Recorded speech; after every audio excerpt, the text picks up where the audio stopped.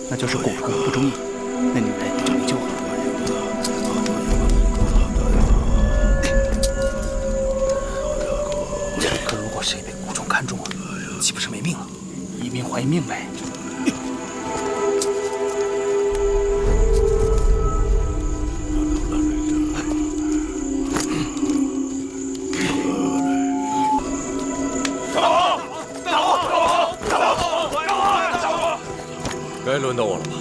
别人都行，唯独大王你不行，你不能冒这个险呐！不可呀，大王！不可呀！为何呀？大王，我的命就不是命啊！大王，你别忘了，这个蛊虫挑剔的很。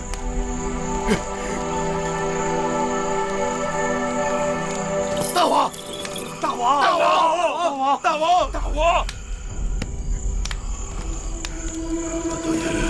大王，不可呀，大王！给我，让我抓吧。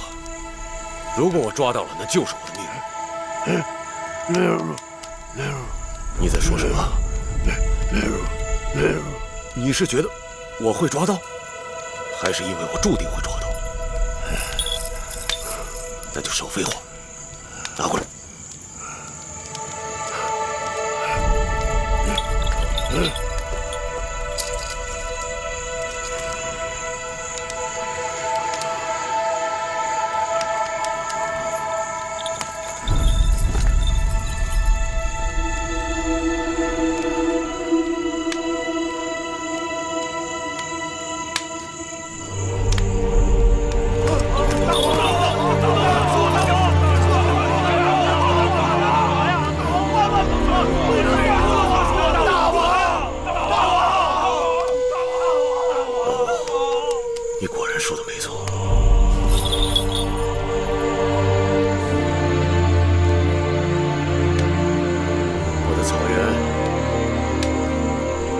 我的部族百姓能做你们的大王。我知足了，大王。老吴，我的运气不错，你安排吧。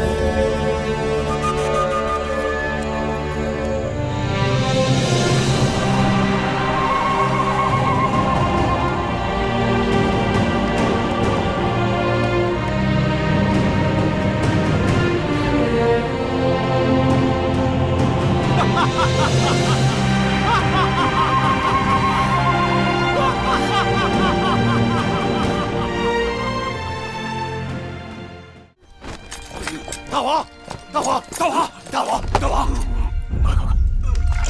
快！哎，老吴呢？老吴这个老东西死哪儿去了？老吴哪儿去了？他把蛊虫引到大王身上，就撒手不管了。他想眼睁睁看着大王去死吗？将军息怒了。老吴为了救义齐军的性命，已经去想办法了。他想什么办法呀？快呀！老吴和将军一样着急。听说这蛊虫换人附体后，已经疯狂，必须在12个时辰内把蛊虫杀死。哎，快！你告诉我，你知道怎样杀死那蛊虫吗？对啊。哦，好像是说，要把昨晚那个汤锅里的汤水，加上雄黄、蒜子、菖蒲，用桃汁燃火，一直烧，待那汤锅烧干了，那蛊虫就死了。啊？那既然如此，咱动手吧！对呀。就是桃汁，来，快！将军，啊！将军还是等老吴回来，再动手不迟啊！等什么呀？你别看大王痛苦难忍吗？早一点杀死那蛊虫，早一点解救大王。不跟你说了，咱们动手。对，来，走。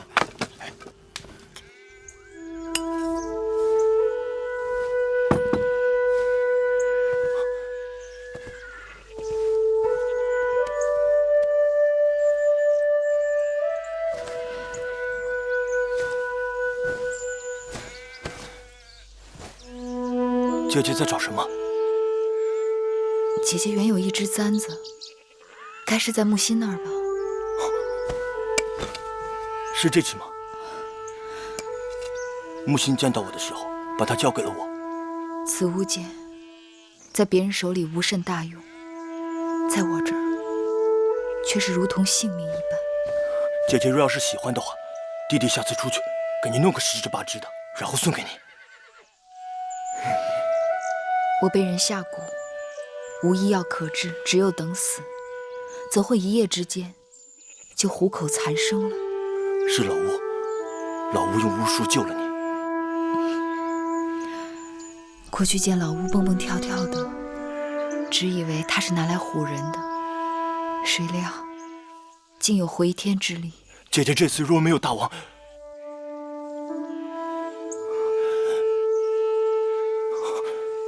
总之，姐姐是幸运的。毒蛊阴损，防不胜防。儿时我在楚国，楚地有一种用花放蛊的巫蛊，叫秦蛊。此花以养蛊女子的血肉培植，3月开花，极其艳丽。养蛊者采下蛊花做成秦蛊，阳谷女子会在自己钟情的男人身上下蛊，中蛊者不得再思恋其他女子，否则蛊虫就会啃食她的心，叫她痛楚难忍。这种情蛊没有解药吗？解药便是那阳谷女子的性命。阳谷女子若解了情人身上的巫蛊，那她自己也活不成了。养蛊者一定是用情之神，以命饲蛊，蛊方能成。故此情蛊世间罕见。姐姐，大王中蛊了。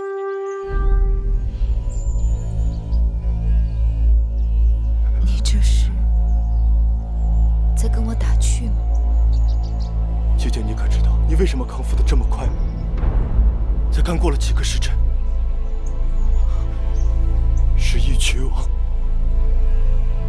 用命救了你。姐姐中蛊太深了，本是无药可治的。可是老吴想出了用以命换命的办法，可是那蛊虫却偏偏在众多人中选中了大王。你说以命换命，如何换命？老吴施法，让大王把蛊虫引到了自己身上。蛊虫到了义渠君身上，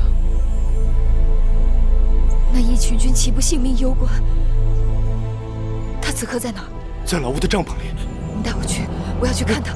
姐姐，你病没好。姐姐，姐姐，继续加桃枝，让你嚣张横行，放到我虎威手里，看我怎么收拾你！将军，义渠君好像情绪不好。定是那蛊虫在作怪，看我怎么收拾他！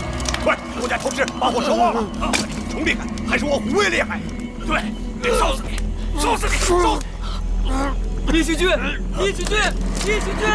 大王，大王，大王，大王，你怎么了，大王？老吴，义渠君怎么突然不好了？要正午，为何要等到正午才能点火？哎，早点火早收拾那蛊虫，如何不好？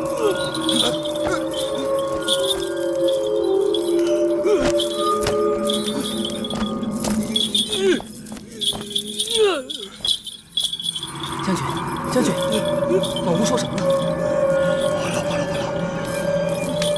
点火早了，大王的阳气不足，非但没有烧死蛊虫，反而害了大王。是我害了大王，老吴，怎么办？老吴，怎么办呀？是我害了大王，你让那蛊虫来找我，我替大王偿命，老吴，我求你了，老吴，老吴，你替大王吧，老吴，老吴。大王醒了，大王，不怪你，不怪你。大王，大王，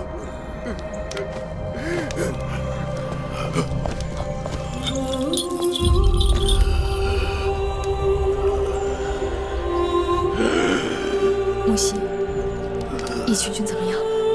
夫人，老吴本来有法子杀死蛊虫，救义渠君性命的，但因为我们在正午前点了炉火，没伤到蛊虫，反而害了义渠君。义渠君眼看不行了。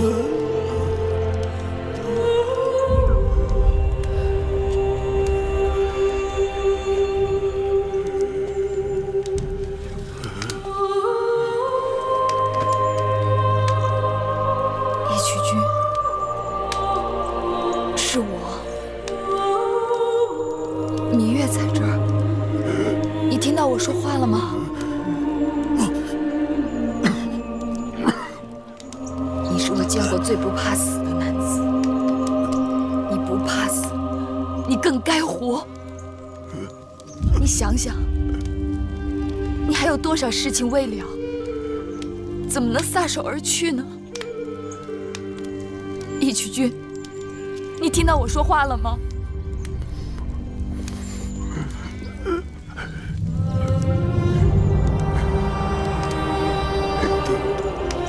定的。幸好你能留下。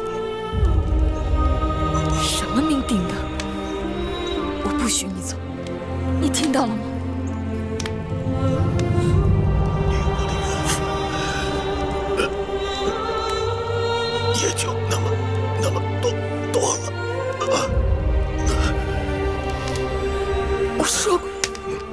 我说过不许你走，你听到了吗？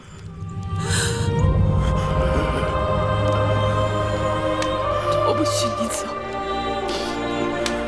我不许你走，你听到了吗？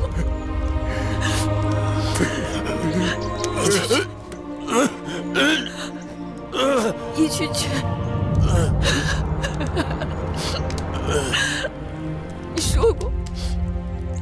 你说过我是你的女人，你还委屈我，如何让我做你的女人？啊！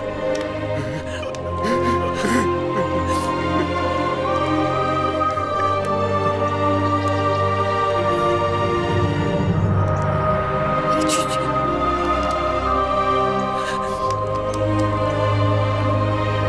你是说我要能活着？你做我的女人？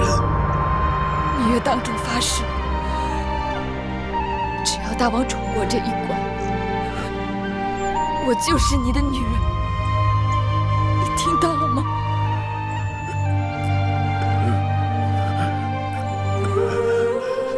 说话算数，做我的女人。算数，一曲曲，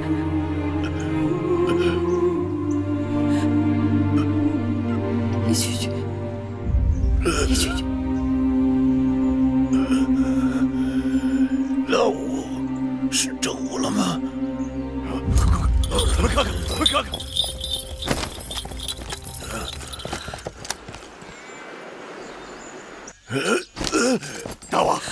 大王是正午了，是正午了，大王是正午了。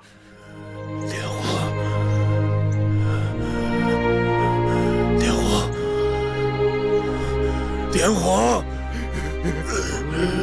我今日要跟他拼了，非他即我，性命交给你们了。好，老吴，点火！老吴，快点火！快，点头去，走，快！一曲曲，你放心，玉儿就在这陪你。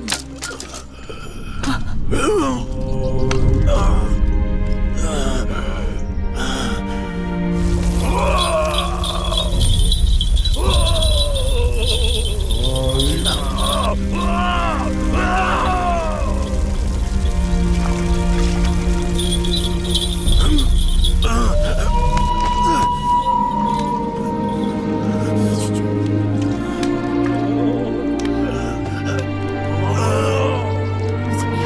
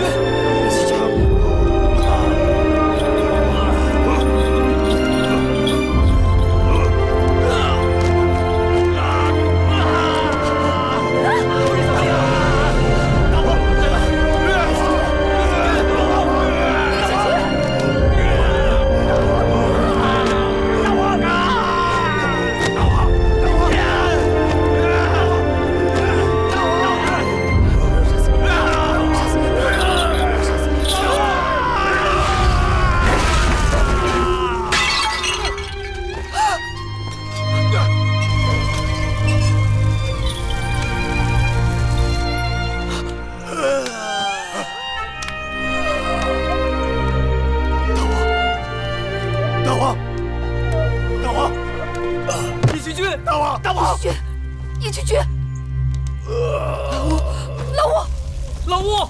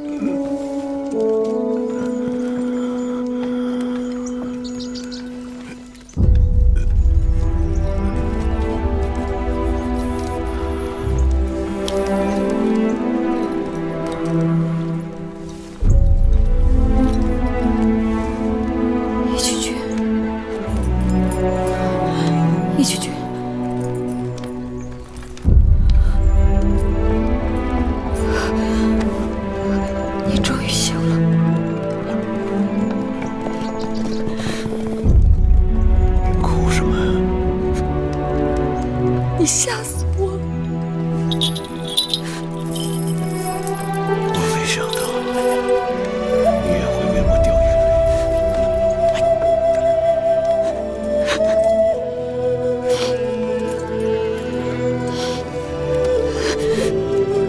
没事了，我不是没死吗？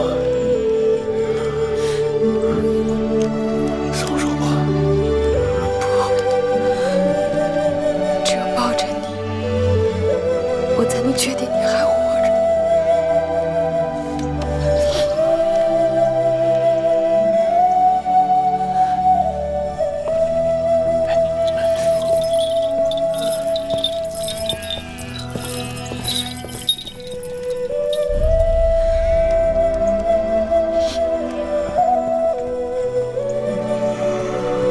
老吴，这下好了，咱们准备给大王娶亲吧。哎，老吴，你不高兴啊？哎，老吴，哎，这个老东西。胡一将军，义渠君怎么样？啊，大王好多了。吉人天相，太好了。嘿嘿，对。既然义渠君好多了啊，老吴为什么不高兴？嗨，我刚一说月公主要嫁给我们大王，哎，他就愁眉苦脸的。米夫人要嫁给义渠君啊，真是不行，确实不行。哎，不，那个，过来，去，你怎么也这么说的？你也是亲耳听见那个月公主要嫁给我们大王的。那米夫人是公子季的母亲啊，公子季将来是要做我们秦王的，米夫人绝不可嫁给你们大王。哎，为什么就不能呢？你知道吗？这失去首领的部落，别人会像狼群分肉一样给分吃掉的。这草原上的部族首领要是死了，他的女人就赶紧带着孩子和部族嫁给另外的首领。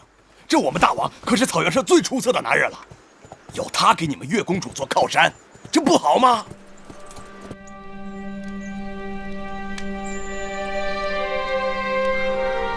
月儿，你做了我的女人，我不会再让你受一点苦。你不信啊？我也不要你再为我吃苦。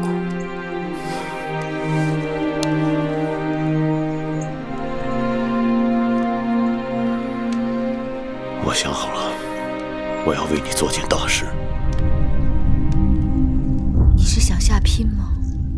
行6礼，告诉我，你要给我多少牛羊，多少马匹？我知道你喜欢骏马，我会把我草原上所有的骏马都送给你。但是我说的不是这个。那是什么？秦国。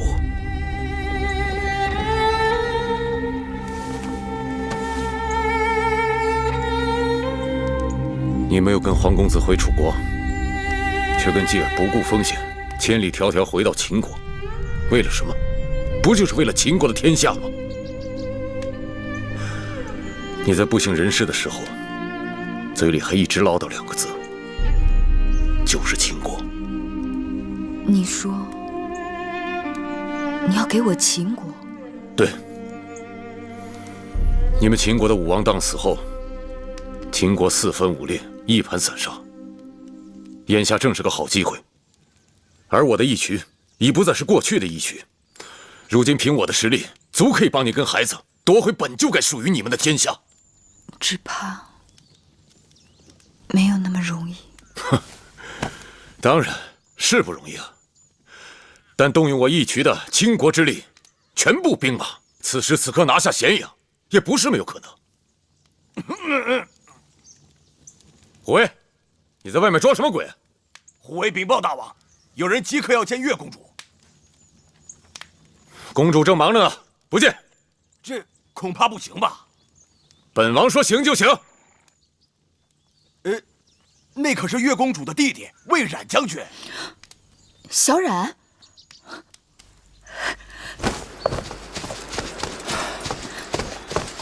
小冉，姐姐，姐姐，小冉想念姐姐。小冉，快起来！姐姐无恙便好。听说姐姐被那魏夫人所害，差点丢了性命。亏得义渠君舍命，救了姐姐。义渠君义薄云天，小冉以后定要好好报答他。继儿如何？雍大人他们如何？姐姐放心，继儿和雍大人在一起，一切安好。只是这咸阳城内的形势紧迫，楚离子和雍大人已经联络了众多的朝廷重臣来拥戴公子季。但眼下，咸阳城内的王军和禁军仍然掌握在惠后芈姝手里。我们的兵马不多，若是真动起手来，并无一击必胜的把握。是啊，那定是一场恶战。咸阳内外必定血流成河，伤及无数百姓。小冉，我们再想想办法。若是能不动一兵一卒，便占领王宫，进而拿下咸阳，这岂不更好？若真有这样的办法，当然是好。只是这咸阳宫的城墙高大坚实，把守严密，易守难攻。除非有一个诱饵，引诱芈姝主动打开宫门，我们才有胜算。小冉觉得，姐姐这个诱饵如何？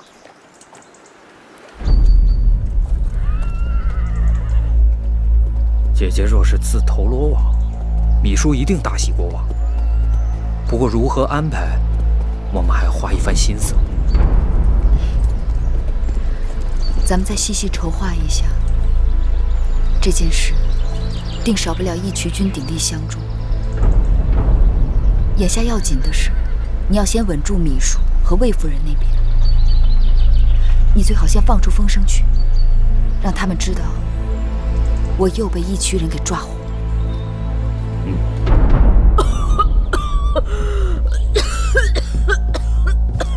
惠后，这是太医新给您开的方子，您服用试试。拿走，没有用。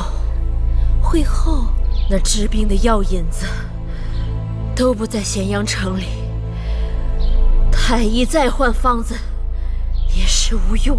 惠后，您说的是什么药引子？那遗诏在哪儿？公子季在哪儿？还有那个芈月都在哪儿？那魏仪有回信吗？还没有。当年荡儿不听我劝告，硬要娶这个妇人，如今留下后患。我已然允诺他们，只要荡儿的后人是个男儿，就立他为太子。他们还想要什么？他们说，历来历去太过麻烦，所以让惠后再等些时日。若王后产下一个男儿，直接立他新君便是。何苦烦劳公子壮节外生枝？做梦！他们那是做梦！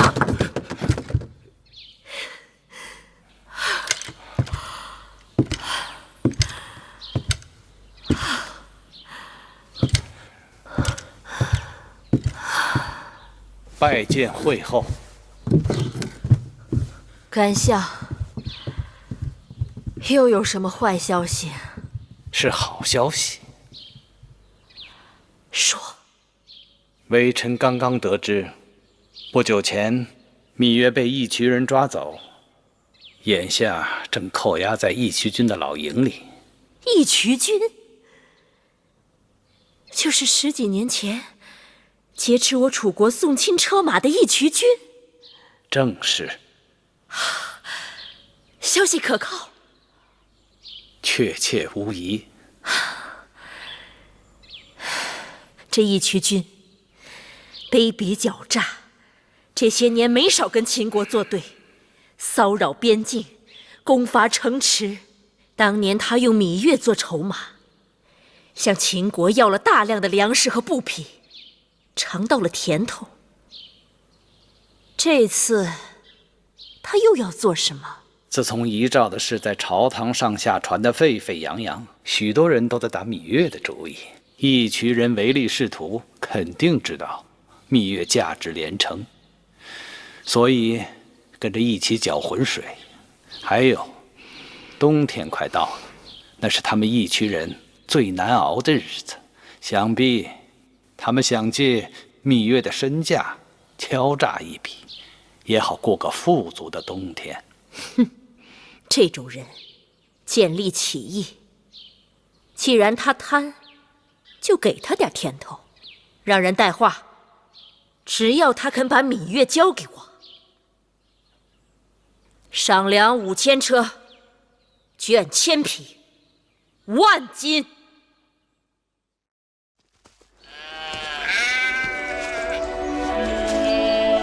我已经把东陆公主送回去了。他跟了你这么多年，你一句话就不要了？哪是一句话呀？那是成千上万的财宝跟牛羊，让他的族人无话可说。那他也无话可说。他是解脱了。这么多年，其实他知道我心有所属，他心里也不痛快。不会有一日，你把我也推回去吧？你，哼，你我可对不起啊！你太珍贵了，总不成我把这整个草原都赔给你啊？月儿，你看，那有2只大雁，我把它射下来好不好？哎，不好！那雁一大一小，想来不是母子便是父子。他们与同伴失散，已经孤苦伶仃，何苦还要再伤他们？月儿真是慈悲心肠。我只是触景生情罢了。你在想你的儿子？你的儿子就是我的儿子。等你们团聚后，我们一起把他抚养大。将来他当秦王，你是母后，我是秦王的继父，你我共掌义渠跟秦国的天下。你怎么不高兴了？听说芈叔那边派人来了。对啊，他好大方啊，又给金子又送粮食。你说我是应还是不应？不要即刻就答应他，就说除了粮食金银，还要大秦的城池土地。嚯，月儿，你比我胃口还大呀！要让对手看重你，就不要让他觉得太轻易就能降服你。好，那我可就漫天要价了。这样才能让他肉痛，并能知道你的诚意。老吴，你为什么不赞成我许月公主？你知道我将她搁在我心里很多年了，我一定要跟她在一起。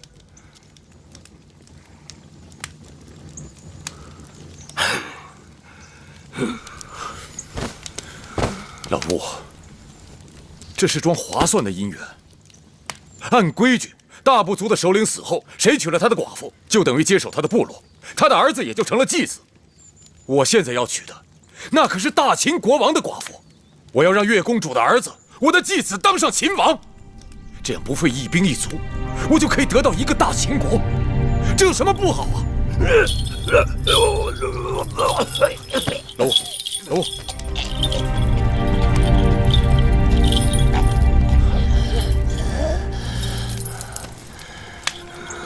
老吴，你是不是老糊涂了？啊！我娶了我想要的女人，义渠有了永久的粮仓、兵马和铁器，于我于义渠都是天大的好事。你为什么就是不赞成啊？为什么？你告诉我呀！为什么？你告诉我为什么？啊！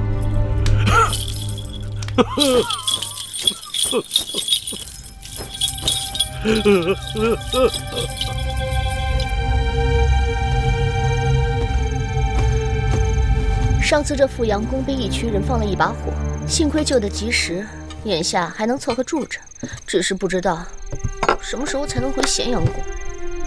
快了，过不了多久，你腰上的这个累赘就是咱们大秦的新君。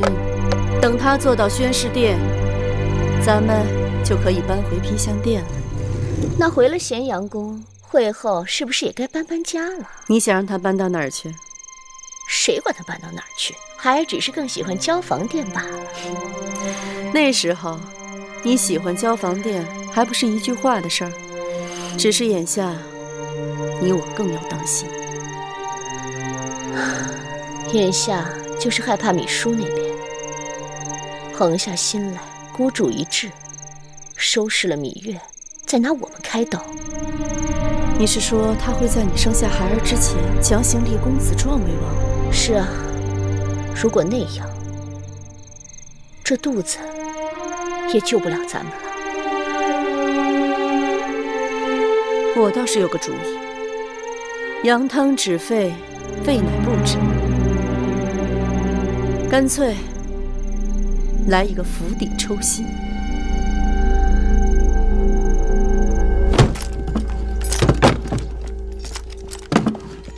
外臣杜景拜见义渠君。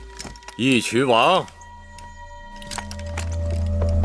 啊，对，外臣杜景拜见义渠王。少令。会后说1万金先奉上3000金500卷，余下的等芈八子进了咸阳以后再行奉上。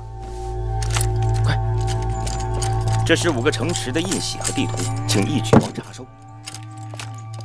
这人贩。人贩？哼，什么人贩？你们答应的5000车粮食、1000匹绢，还有1万金，怎么眼下就这么点东西？我大秦一诺千金，怎会赖你东西？你们秦人向来诡计多端，说一套做一套。那大王说该怎么好啊？这生意我不做了，滚！送客。是。哎，大王，走吧。万万不可，万万不可啊！大王，要不这样，由我们的人押送人犯，到了咸阳城之后，等会后把承诺我们的粮食和金银全部给了我们，我们再把人给他。好主意，就这么定了。我亲自带人过去，把会后说的东西运回来。这恐怕……怎么不肯啊？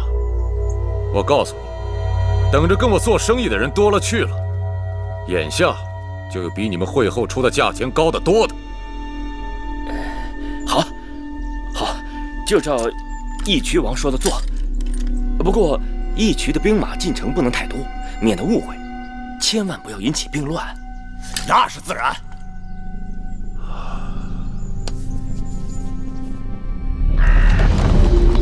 杜将军，这次你亲自把芈月押送进咸阳城，会后定有重赏吧？会后待下人一向慷慨啊！当日我将芈月押至燕国做质子，回到咸阳以后就赐我个郡位，银印清寿，制比2000担。这次嘛，少不了又是个郎中令的爵位，了不起啊！姐姐。没事吧？我没事。哎，五位将军啊，你将才难得，若有投靠王后之心，在下愿意帮你引荐。有劳杜将军了。不敢当，不敢当，不敢当。在下也是托你们大王的福气，才能有这荣华富贵。义渠君，他先一步进城，安排鱼儿如何咬钩，若在宫门口会合。什么？昨日公子壮离开了他的住处，不知所踪。他手下的人说，他收到了一封书信，然后就出门了。谁送的书信？公子壮是未来的秦国大王，出门怎么会没个跟随伺候？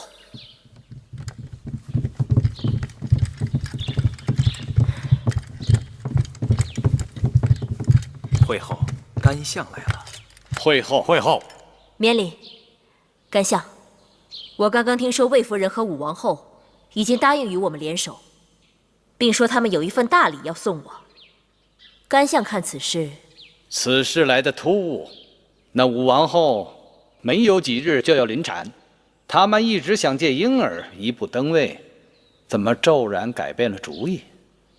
会不会是他们听说芈月在我手里，公子壮登基已成定局，顺水推舟？也有道理。会后擒住了芈月，魏夫人和武王后主动归附，这算得上是双喜临门呐。那个义渠君此刻在何处？啊，在大殿外等候。宣他进殿。啊，慢。会后，想那戎狄野人哪懂一点礼仪规矩，必须调些禁军进殿，以防万一。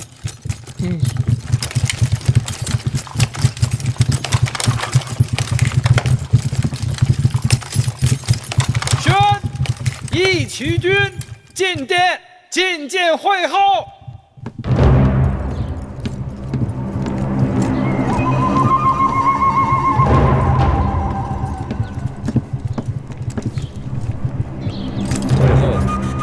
不必多礼。这位是我大秦的干相。义渠君，哼，本王孤陋寡闻啊，只知道大秦的国相是出离子，原来还有位什么干相。久仰义渠君大名，今日一见，果然英雄好汉。本王也久仰会后大名，今日一见，却有些意外。此话怎讲？会后与那芈月本是同胞姐妹，长得也是慈眉善目的，怎么感觉会如此不同啊？那芈月与我是同父异母，从小无人管教，所以与我大相径庭。哦，果然是相由心生，命由己造。义渠君说得好，我以为义渠君准备好了粮食，还有金和绢，就由义渠君带人去王库直接提取。只是这芈月，放心，会后坦诚相待，我义渠当然要言而有信。来人，把人犯带上来。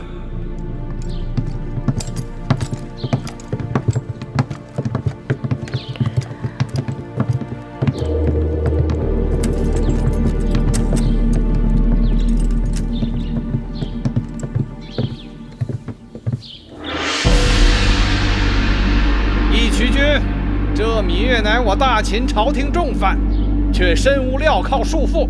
你们义渠人对待人犯，是不是太过优渥了？那要看他身价如何。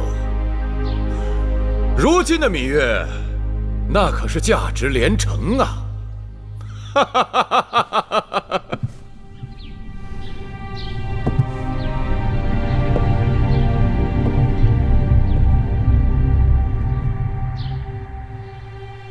芈月妹妹，多日不见，别来无恙。多谢会后惦记。你终于回来了，这一日我苦等良久。我也曾揣测过再次与你见面的场面，没想到会是眼下这般情景。让姐姐好好看看。自打6岁，在父王的大殿与你相识，转眼快30年了。物是人非啊！你说的对，我有今日，无论好坏，都拜你所赐。怪只怪老天，让你我相生相克。既然姐妹一场，此时你若心生悔意，跪倒在我脚下向我告罪，我虽饶不了你的性命，但可以给你一个体面的死法。你就算杀了我，你仍然掌控不了大秦的天下。你别拿先王的遗诏吓人。我已调查许久，若真有那遗诏，早就出头露面，有迹可循。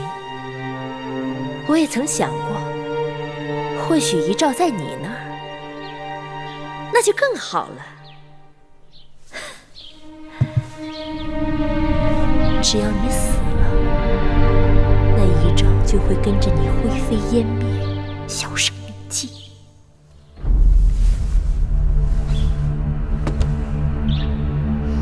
你的如意算盘打得太好了。咸阳城在我手上，所有的王军和禁军也受我治下。魏夫人和武王后也将归顺于我。只要公子壮顺利登基，其他的人只能顺应大势。你不要以为你那个弟弟魏冉会来救你，我即刻下令发兵围剿。过不了多久，他们就会去黄泉路上与你作伴。你做不到。能否做到，反正你是看不到。你输。可怜你愚钝如此，你本非歹毒之人，却为了点滴私欲，弃明投暗，偏偏一条路越走越黑。你害了你的孩儿嬴荡，更害了大秦。先王若是地下有知，如何饶得了你？好个芈月，不见棺材不落泪。珍珠，张嘴。是。你干什么？放肆！义渠君。会后你不要忘了，芈月眼下还是我的人。你想要的我全都给了你。这芈月是我大秦的囚犯，带着你的人，全都给我滚出宣誓殿！大秦乃礼仪之邦，会后是你请我来的，就不该轻易下逐客令吗？啊！你还想做什么？把这些义渠野人给我撵出殿去！不这是逼着老子翻脸了是吧？在下早就想领教义渠君的身手了，请来。会后，会后。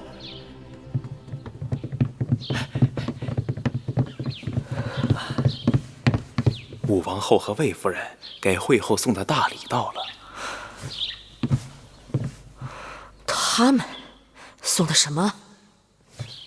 让微臣替惠后看看。有劳了。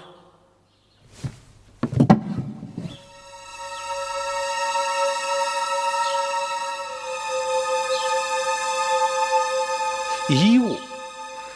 谁的遗物？这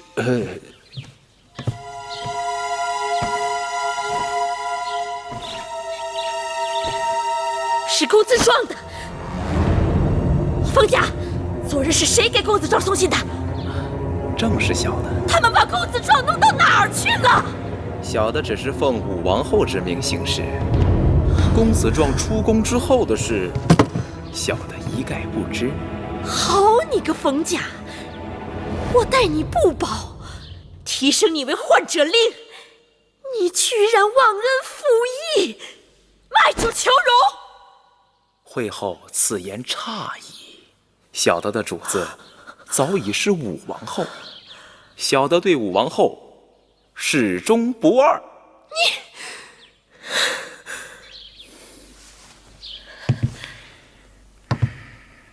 大监冯甲，恭迎武王后魏夫人进殿。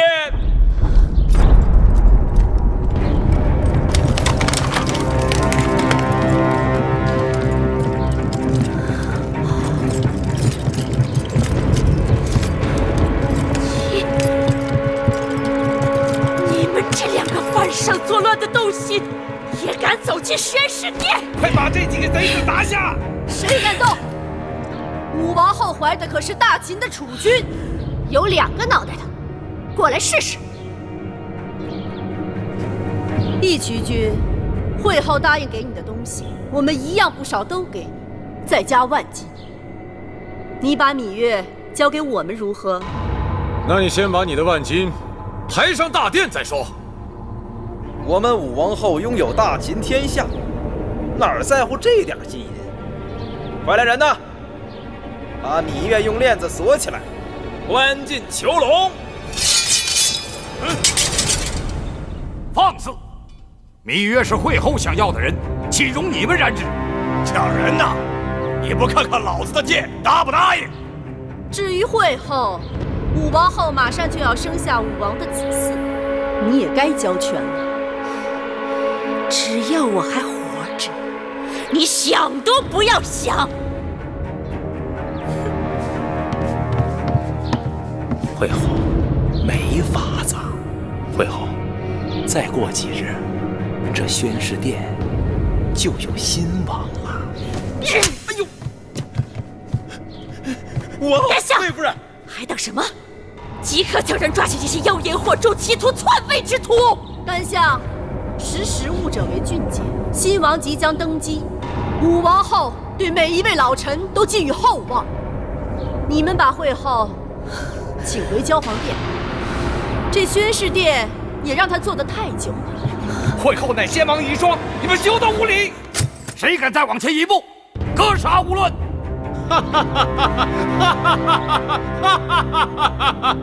虎卫在，咱们也该动手了。好啊！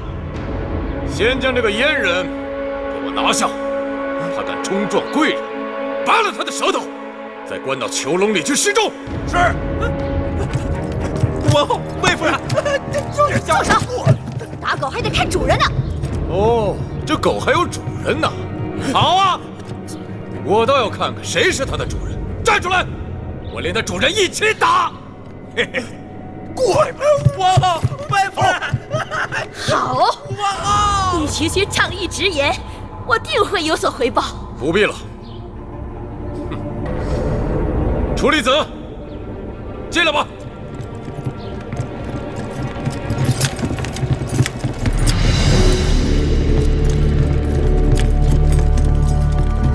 楚离子，司马将军，你们怎么来了？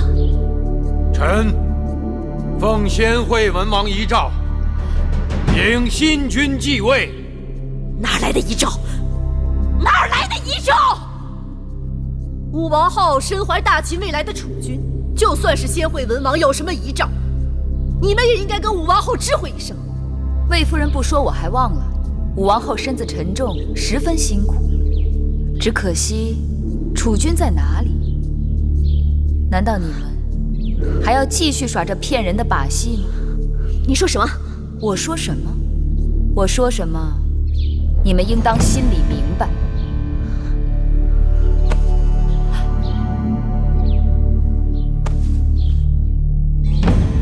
不会，你居然是贾运！好了，你们这些人都给老子闭嘴！王后，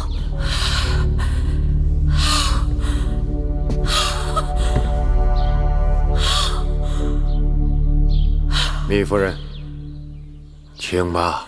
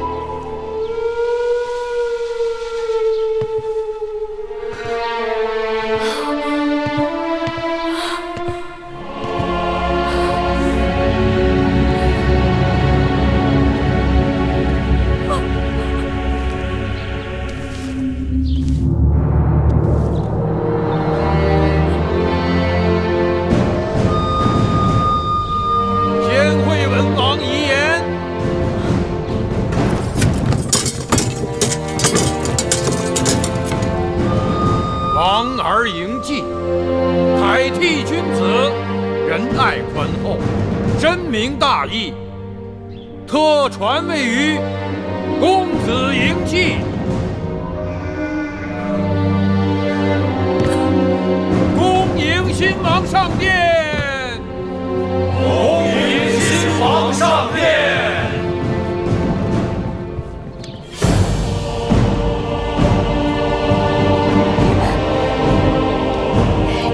背着我捣鬼，你们疯了啊！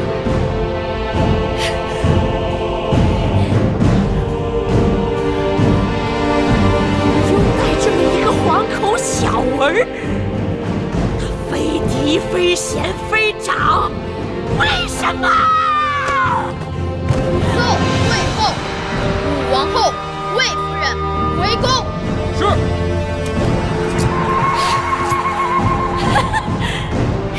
你们都睁眼看看他，他凭什么为王？我是帝后，非我认可，没有人有资格登基做大秦的君王。我等受先惠文王遗诏，拥戴公子季继位为王。甘相，你呢？说话呀！惠后，大势已去，你还是回交房殿吧。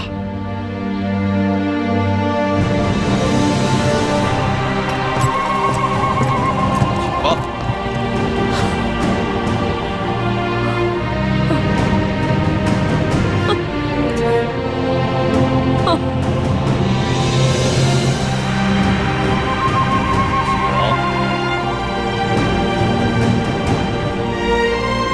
请吧。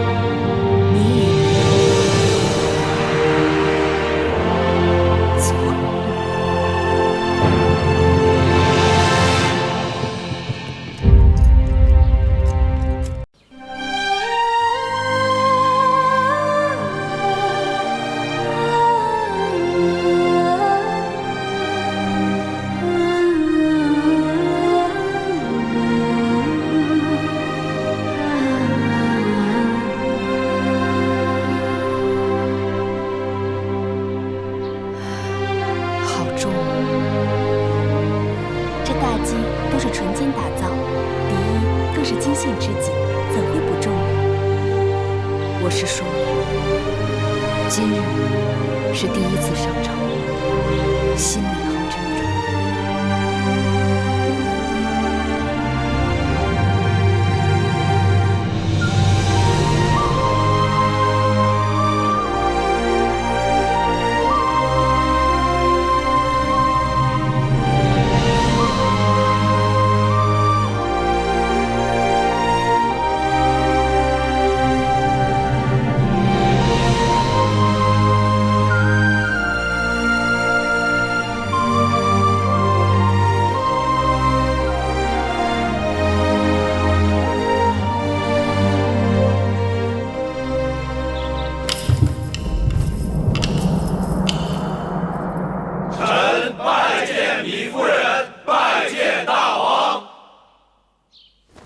诸卿免礼。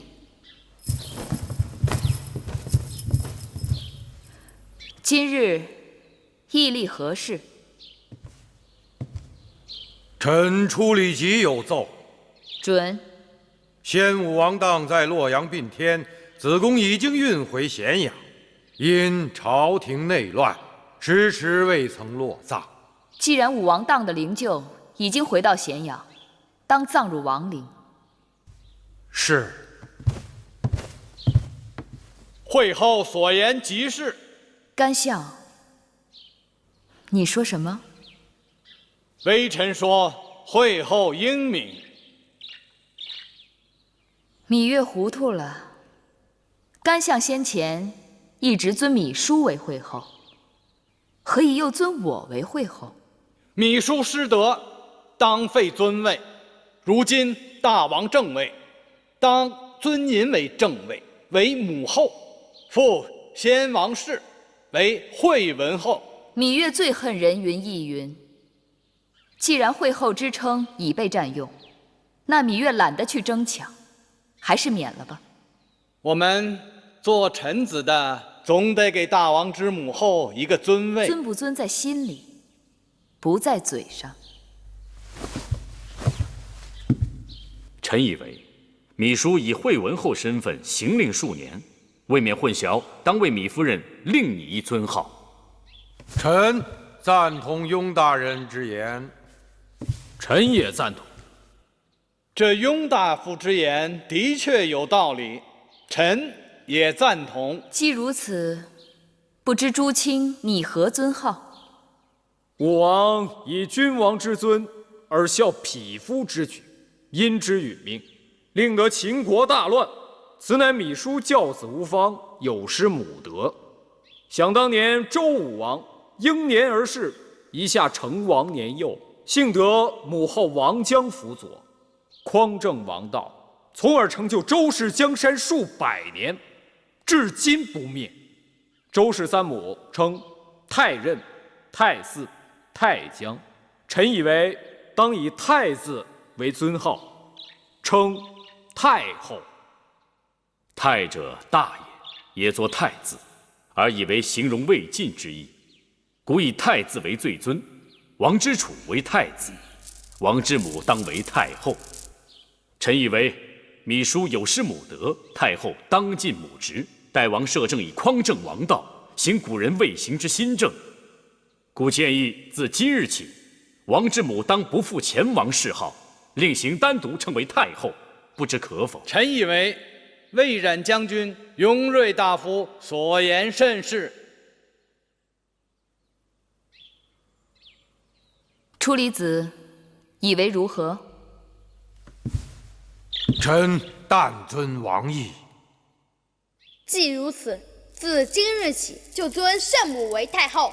寡人年纪尚小，为了大秦王业，当由母后临朝称制，代掌朝政。臣拜见太后，愿效忠太后，凡有所命，誓死相随。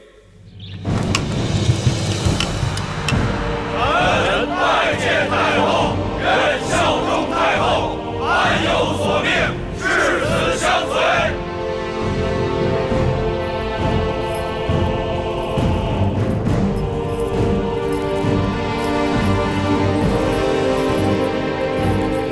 芈月愿与众卿携手，兴我大秦王业。